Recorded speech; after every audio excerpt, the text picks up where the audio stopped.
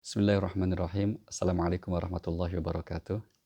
Alhamdulillah, assalatu wassalamu ala rasulillah wa ala alihi wa sahbihi mawalah amma ba'd. Ada sementara ananda kita yang bertanya, adakah penjelasan agama tentang hosting? Ini yang saya kira mungkin coba sedikit kita renungkan ya. Karena terminologi ini, ungkapan ini, hari-hari ini begitu marak, khususnya di kalangan anak-anak kita milenial gitu ya. Secara umum, hosting artinya satu bentuk pemutusan hubungan yang bersifat batiniah atau hal berkaitan dengan hati ya. Sehingga kemudian tiba-tiba misalnya ada dua orang yang menjalin hubungan, bisa persahabatan, pertemanan, atau juga bahkan mengarah kepada hubungan katakanlah kalau istilah anak milenial karena perasaan cinta begitu, tiba-tiba salah satu pihak kemudian menghilang, dikontak tidak bisa dihubungi, tidak peduli lagi. Itu yang kemudian disebut menurut anak-anak kita sekarang katanya ghosting. Nah, bagaimana agama menjelaskan hal ini? Karena ini adalah urusan hati, dalam bahasa agama ada istilah qalbu yang bermakna dasar mudah untuk membolak-balik. Jadi artinya sesuatu yang menjadi ranahnya hati memang mudah terbalik. Dan kita bisa mengacu kepada firman Allah di surah nomor 8 Al-Anfal ayat 63 di mana Allah berfirman, "Wa allafa baina qulubihim law anfaqta ma fil ardi jami'a ma allafta baina qulubihim walakinnallaha allafa bainahum." Dialah Allah yang menyatukan hati mereka. Sekiranya manusia itu menafkahkan semua hartanya untuk menyatukan hati mereka, nggak akan bisa. Tetapi Allah lah yang menyatukan hati mereka. Artinya apa? Karena urusannya hati itu urusannya seseorang dengan Allah Subhanahu wa taala. Sementara kecenderungan hati kepada makhluk, kepada sahabat, atau yang mengarah kepada hubungan khusus yang disebut percintaan, itu lagi-lagi juga fenomena hati. Maka bersiaplah bagi yang memang kemudian sudah memutuskan untuk menyenangi seseorang, mencintai seseorang, bersiaplah kemudian misalnya pas suatu saat akan kecewa. Karena boleh jadi apa? Hatinya akan berubah. Dan itu hal yang wajar. Kita baca sejarah yang diabadikan oleh Al-Quranul Karim misalnya. Ada seorang sahabat, putra angkat Nabi, namanya Zaid bin Harithah, yang menikahkan Nabi, yang melamar Nabi, yaitu apa? Kepada Zainab binti Jahsyin.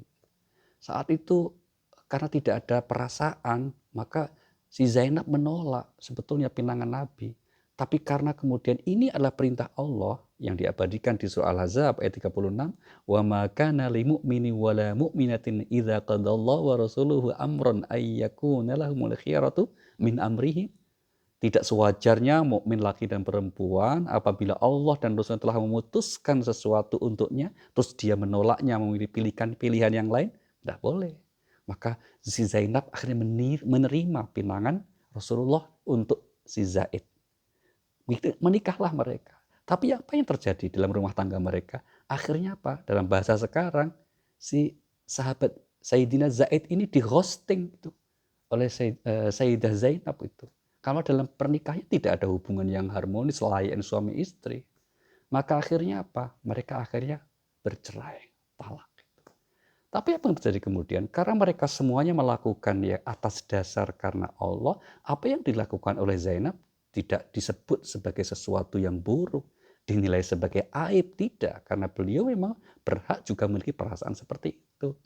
Yang terjadi akhirnya adalah setelah mereka berpisah, Zainab kemudian dinikahi oleh Rasulullah Sallallahu Alaihi Wasallam, dan kemudian apa? Zaid menikah dengan Ummu Aiman yang melahirkan seorang putra yang bernama Usamah bin Zaid bin Harithah yang menjadi panglima perang Islam termuda dalam sejarah. Nah, inilah yang berlaku kenapa kita sering mengingatkan ungkapan asa an takrahu syai'an wa huwa khairul lakum. Boleh jadi kamu membenci sesuatu padahal itu baik bagimu. Nah, atas fenomena hati yang seperti ini, maka agama berpesan kalau kita punya kecenderungan terhadap makhluk, terhadap seseorang, maka bersiaplah kalau kemudian satu saat berubah. Karena demikianlah memang tabiat fitrahnya hati manusia.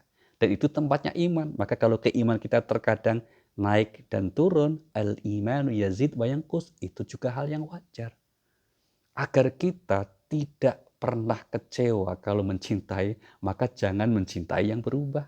Cintailah Allah Subhanahu wa taala atau cintailah makhluk karena semata Allah Subhanahu wa taala. Maka Allah mengatakan alladzina amanu wa tatma'innu qulubuhum bi dzikrillah. Orang-orang yang beriman hatinya akan selalu tentram karena apa? Mengingat Allah.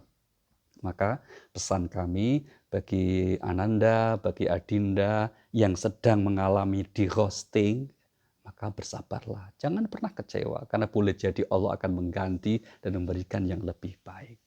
Kalau toh hubungannya kita benar, dan kalau kita merasa telah menghosting ya untuk pesan kita, maka jangan juga kemudian berlebihan. Untuk apa? Untuk kemudian dilandasi hanya semata-mata nafsu, tapi lakukan semuanya karena proporsional, dan yang lebih utama lagi kita melakukan semua aktivitas itu semata-mata mengharap ridha Allah. Wassalamualaikum warahmatullahi wabarakatuh.